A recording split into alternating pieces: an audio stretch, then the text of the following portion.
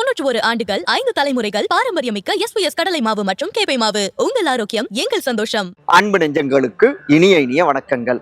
ஒரு 3 வழிகள் மூலமாக இரட்டை டார்கெட்டை நோக்கி பயணித்தா ஓராண்டுல தன்னுடைய மிஷன் 200 சக்சஸா மாற்றிவிட முடியும் அப்படின்னு புது ரூட் எடுத்திருக்காரு மு.க. ஸ்டாலின். குறிப்பா ஜூன் 13ஆம் தேதி இன்றிலிருந்து அந்த புது புது வழியை தொடங்கியிருக்காரு. இங்கிருந்து பயணத்தை தொடர்றாரு.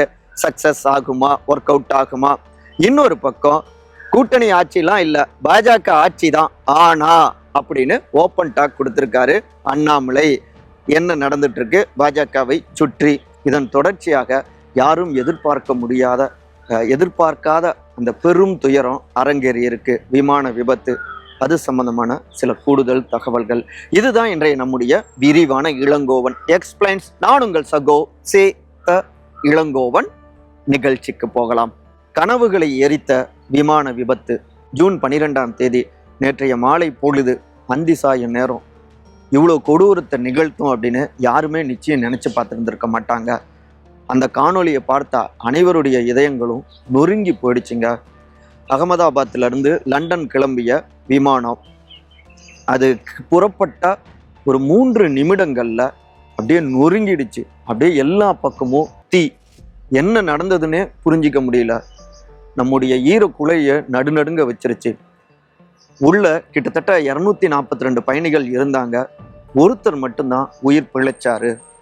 மீதி 241 பேரும் அதுலேயே கருகி இறந்துட்டாங்க அப்படின்லாம் தகவல்கள் வந்துட்டு இருக்கு. உடனடியாக ஸ்பாட்டுக்கு வந்து உள்துறை அமைச்சர் திரு அமித்ஷா அவர் என்ன நடந்தது அப்படின்னு பார்த்தாரு. உடனடியாக டீம் எல்லாமே பயணிச்சாங்க. தங்களுடைய வேதனைகளை பகிர்ந்துக்கிட்டாங்க. என்ன நடந்தது அப்படின்னு உடனடியாக உதவி எண்கள்லாம் கொடுக்கப்பட்டது. இன்னொரு பக்கம் பார்த்தோம்னா எதனால இந்த விபத்து நடந்தது அப்படிங்கிற ஆய்வுகளும் நடந்துகிட்டே இருக்கு. இன்றைக்கு ஜூன் 13ஆம் தேதி காலையிலேயே பிரதமர் திரு நரேந்திர மோடி அவரு அந்த சம்பவ இடத்துக்கு அவர் போயிட்டு என்ன நடந்தது அப்படிங்கிறத பார்வையிட்டாரு. இது மோசமான, எளிதில் மீண்டு விட முடியாத பெரும் துயரம் அப்படின்னு எல்லாரும் தெரிவிக்கிறாங்க. பிரதமரும் வேதனையோடு தன்னுடைய உணர்வுகளை பகிர்ந்துக்கிட்டாரு. அடுத்த கட்டமாக என்ன ஆக்ஷன் எடுக்கணும் அப்படின்னு அதுல அனைவருமே கவனம் செலுத்துறாங்க. இன்னொரு பக்கம் அந்த கருப்பு பெட்டி கிடைச்சிருக்கு. அது ஒரு 15 நாட்களுக்குள்ளார அது ஆய்வு செய்து அதுல தான் என்ன நடந்தது உண்மையிலேயே அப்படின்னு அதை ஆய்வுக்கு உட்படுத்துறப்ப தெரிய வரும். அது மேலே ஏறுறது விமானம் தரையிலிருந்து மேலே எழும்புற நேரத்தில் அதுக்கப்புறம் மேலே மேற்கொண்டு போகாம மறுபடியும் தரையை நோக்கியே திரும்பி இருக்கு. அப்ப இன்ஜின் கோளாறு காரணமாக இருக்கலாமா, ஏதாவது பழுதாகி இருக்குமா அப்படிங்கிற கோணத்திலும் ஆய்வுகள் நடந்துகிட்டு இருக்கு அப்படின்னும் நாளிதழ்கள்ல செய்திகளும் வந்த வண்ணம் இருக்குங்க. இன்னொரு பக்கம் இந்தியா கேட்டுக்கிட்டா நிச்சயமா இந்த விசாரணையில நாங்களும் உதவி செய்கிறோம் அப்படின்னு அமெரிக்காவும் தெரிவிச்சிருக்கு. அந்த புகைப்படங்கள், அந்த காட்சிகள் எல்லாமே பார்க்குறப்ப உண்மையிலேயே நடுநடுங்க வச்சிருக்குங்க. எதிர்காலத்துல இப்படியான விமான விபத்துகள், எந்த விதமான விபத்துகளும் நடக்காத வண்ணம் முன்கூட்டியே எந்த அளவுக்கு நம்ம பாதுகாப்போடவும் எச்சரிக்கையோடவும் இருக்க முடியும் என்பதிலும் அனைவரும் கவனம் செலுத்தணும். குறிப்பா அரசாங்கம் அதில் தீவிர கவனம் செலுத்தணும். இரட்டை அட்டாக், 3 ரூட், ஒற்றை மிஷன் கை கொடுக்குமா ஸ்டாலினின் புது கேம்? தேர்தலுக்கு இன்னும் ஓராண்டு இருந்தாலும் அதற்கான வேலைகளை இந்த ஜூன் மாசத்துல இருந்து தீவிரப்படுத்த தொடங்கியிருக்காங்க திமுக. குறிப்பா முதலமைச்சர் திரு மு.க. ஸ்டாலின் ஜூன் 1ஆம் தேதி இந்த மாதத்துடைய தொடக்கத்துல அவங்க மதுரையில பொதுக்குழு கூட்டம் நடத்தினாங்க. அதற்கு அடுத்து புதிய ஒர்க் பிளான் போட்டு வேகப்படுத்த தொடங்கியிருக்காங்க வேலைகளை. முக்கியமா 2 நாட்கள் மேற்கு மண்டலம் கோவை போயிட்டு அங்கே பெருந்துறை அப்புறம் சேலம் பயணிச்சிருக்காரு. மேற்கு மண்டலம் தான் அங்கே திமுகவுக்கு ரொம்பவே வீக்கு. அதனால மேற்கு மண்டலத்துக்கு கூடுதல் கவனம் செலுத்துறாங்க. அமைச்சர் பதவியில் இல்லைனாலும் அங்கே பொறுப்பில் இருப்பது முன்னாள் அமைச்சரான திரு செந்தில் பாலாஜி. அவரும் அடிக்கடி மேற்கு மண்டலத்துக்கு போய் கோவைக்கு போய் அங்கே வேலைகளை பார்த்துட்டு இருக்காரு. மாற்றுக் கட்சியிலிருந்து இந்த பக்கம் கூட்டிட்டு வர வேலைகளை அவங்க தீவிரமாக செஞ்சுட்டு இருக்காங்க. மிக முக்கியமாக கோவைன்னு எடுத்துக்கிட்டோம்னா முழுமையாக அதிமுகவுடைய கோட்டையா இருக்கு. அங்க வெற்றி தோல்வியை தீர்மானிக்கிறதுல முக்கிய பங்கு வகிக்கின்ற சமூகம் அப்படின்னு பார்த்தோம்னா கொங்கு வெள்ளாள கவுண்டர் சமூகம். அந்த சமூகத்தை சார்ந்து அதிமுக வலுவா இருக்காங்க. குறிப்பா மாஜி அமைச்சர் திரு SP வேலுமணி. இந்த பக்கம் அதை சரி கட்டுறதுக்காக தான் திரு செந்தில் பாலாஜியை நியமிச்சாங்க. இன்னொரு பக்கம் பார்த்தோம்னா பாஜகவும் அங்க வலுவா இருக்காங்க. திருமதி வானதி சீனிவாசன், திரு அண்ணாமலை அப்படின்னு அச்சமூக வாக்குகளை கவர் பண்ற மாதிரி அவங்க தீவிரமா வேலை பார்க்கறாங்க. அதே நேரத்துல திமுக கொங்கு வெள்ளாள கவுண்டர் சமூகம், அதற்கு அடுத்து அங்க அடர்த்தியாக இருக்கின்ற நாயுடு சமூகம், அவங்களுடைய வாக்குகளை கவர் பண்ணவும் புதிய திட்டங்களை வகுக்கலாம் அப்படின்னு ஆலோசனைகள் கொடுத்துட்டு இருக்காங்க. உதாரணத்துக்கு சொல்லணும்னா சிங்காநல்லூர் தொகுதி, கோவை தெற்கு, இங்கெல்லாம் பெரும்பான்மையாகவும் நாயுடு சமூக வாக்குகளும் இருக்கு. முன்பு திரு பிரபு எம்பியா இருந்தாரு.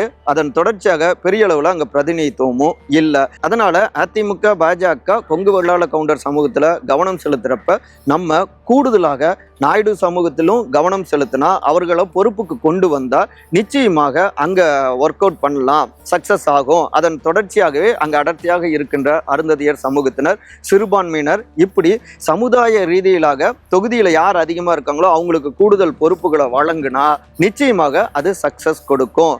அணிகள் வரை இந்த அரசியலை முன்வைத்தா ஓராண்டுல அதிமுக கோட்டையை கொங்குல உடைத்து விட முடியும் அப்படின்னு சில கணக்கு போட்டு தலைமைக்கும் அனுப்பி வச்சிருக்காங்க. அதில் கவனம் செலுத்தவும் வாய்ப்புகள் இருக்கு அப்படின்னு சொல்றாங்க. இது கோவையை ஒட்டி. அடுத்து சேலம். முதலமைச்சர் திரு மு.க. ஸ்டாலின் சேலம் டெல்டா மாவட்டத்துக்கு நேற்றுள்ள தண்ணீர் திறந்து விட்டாரு. இந்த நிகழ்வு நடந்தது. இங்கிருந்து டெல்லிக்கும், அதாவது பாஜகவுக்கு எதிரான தீவிர அரசியலையும் அட்டாக் அரசியலையும் முன் வச்சாரு சிஎம்க. இங்க படையப்பா படத்துல ஒரு டைலாக் வரும் இல்லையா, மாப்பிள்ளை அவரு தான், ஆனா அவர் போட்டிருக்கிற சட்டை என்னது அப்படி பேசுவாங்க இல்லையா. அதே மாதிரி தான் ஒன்றிய அரசாங்கத்துடைய திட்டங்களுக்கு நாம நிதி கொடுத்துக்கிட்டு இருக்கோம்.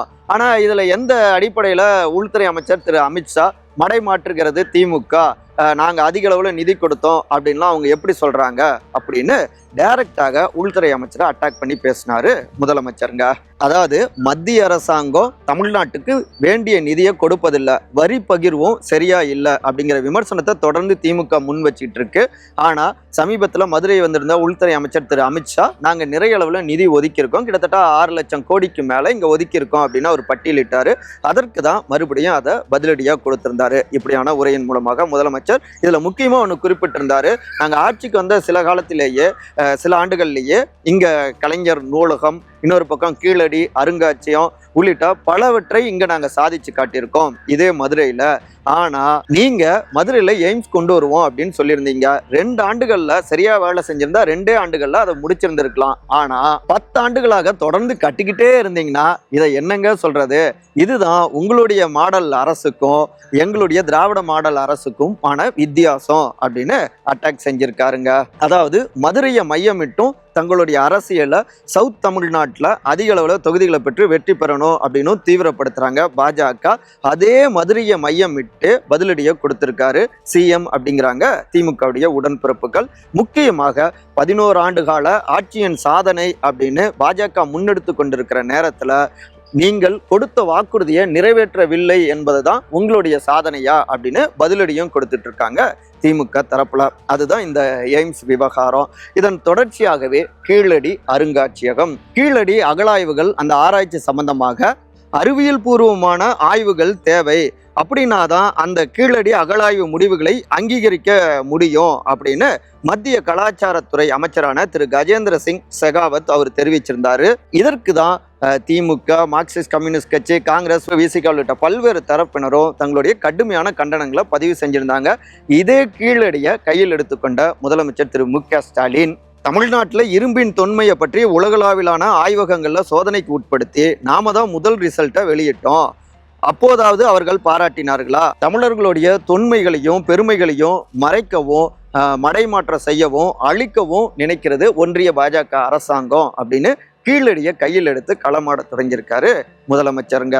தமிழ்நாட்டிலிருந்து நம்ம இந்திய வரலாறையே தொடங்கலாம், அந்த அளவுக்கு அகழாய்வுல ஆதாரங்கள் கிடைச்சிருக்கு அப்படின்னு அந்த பரப்புரையை முன்வைக்கிறாங்க.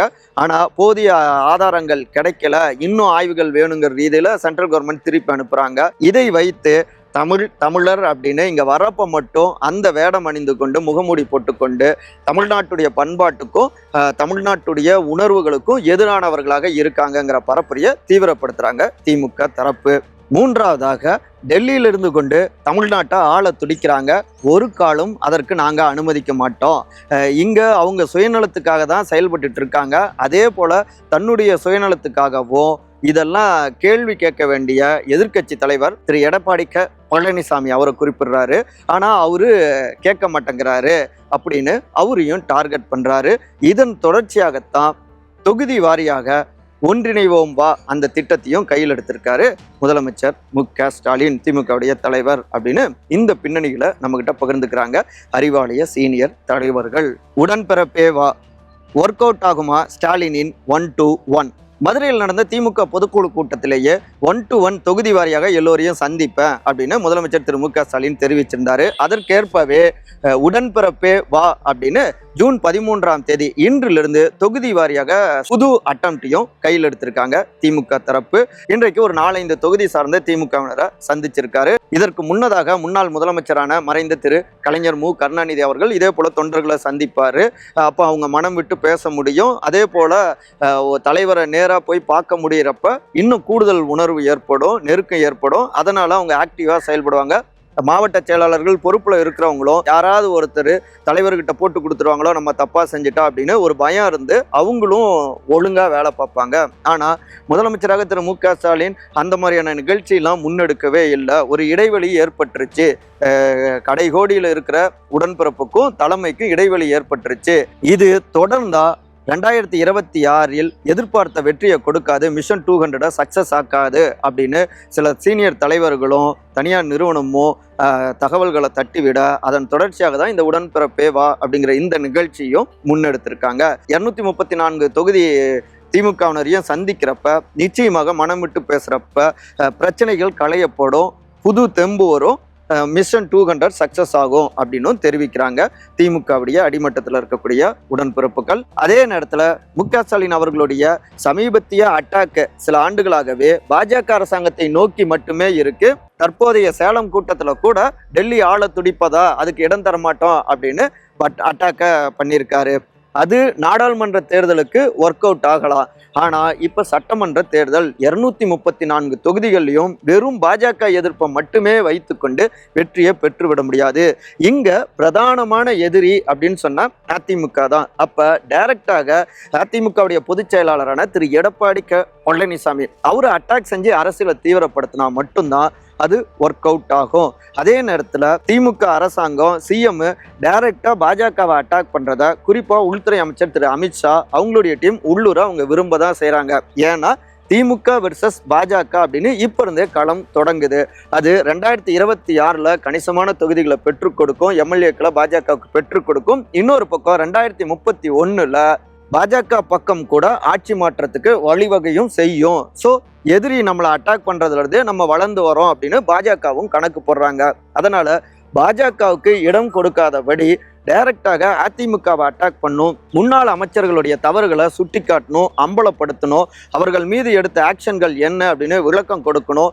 இன்னும் ஓராண்டில் அதிமுகவை மையமிட்டு நம்முடைய அட்டாக்கை தீவிரப்படுத்தினா அது மிஷன் 200 சக்சஸ் ஆனதாக மாற்றும் அப்படின்னு ஆலோசனைகளை அள்ளி விடுறாங்க அறிவாலயத்தில் இருக்கக்கூடிய சில சீனியர் தலைவர்கள்.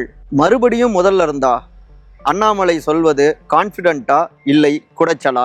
கோவையில செய்தியாளர்களை சந்திச்சு பேசினாரு பாஜகவுடைய முன்னாள் தலைவரான திரு அண்ணாமலை. அப்ப கூட்டணி ஆட்சின்லாம் பலர் தெரிவிச்சிட்டு இருக்காங்க. ஆனா என்னை பொறுத்த வரைக்கும் பாஜக ஆட்சின்னு தான் சொல்லுவேன். ஏன்னா பாஜக அதிக அளவுல தொகுதிகளை வெற்றி பெறணும் அப்படின்னு சொல்றவன் தான். இது என்னுடைய தனிப்பட்ட கருத்து அப்படின்னு பேசியிருக்காரு. இதை ஒட்டித்தான் மறுபடியுமா அப்படின்னு சிலர் முணுமுணுக்க தொடங்கியிருக்காங்க. என்ன அப்படின்னா அதிமுக பாஜக கூட்டணி ஆட்சி அப்படின்னு உள்துறை அமைச்சர் திரு அமித்ஷா சமீபத்தில் மதுரையில் பேசினாரு. அப்ப கூட்டணி அதிகாரத்தில் பங்கு கொடுப்பாங்களா அப்படின்னு டாக் வர ஆரம்பிச்சிருச்சு. இன்னொரு பக்கம் முன்னாள் அமைச்சரான திரு ராஜேந்திர பாலாஜி கூட்டணி ஆட்சி வர வாய்ப்பு இல்லை, அதிமுக பாஜக கூட்டணி வெற்றி பெறும், அதிமுக ஆட்சி அமைக்கும் அப்படின்னு அவர் பேசியிருந்தாரு. ஆனாலும் ஒரு குழப்பமாகவே இருந்தது. இந்த நிலையில தான் இவரு பாஜக ஆட்சின்னு தான் சொல்லுவேன் அப்படின்னு அண்ணாமலை சொன்னது மறுபடியும் கூட்டணிக்குள்ளார குழப்பங்கள் ஏற்பட வழிவகை செய்கிறாரா அப்படின்னு அவரை நோக்கியும் கோபப்பட தொடங்கினாங்க அதிமுகவினரும் கூட்டணிக்குள்ளார இருக்கக்கூடியவர்களும். ஆனா அண்ணாமலை அவர்களை பொறுத்த வரைக்கும் திமுக கொடுத்த வாக்குறுதிகளை நிறைவேற்றவே இல்லை அப்படின்னு கடுமையாக அட்டாக் செஞ்சும் பேசியிருக்காரு. இதுல என்னன்னா பாஜகக்குள்ளாரையும் சில சலசலப்புகள் ஏற்பட்டிருக்கு.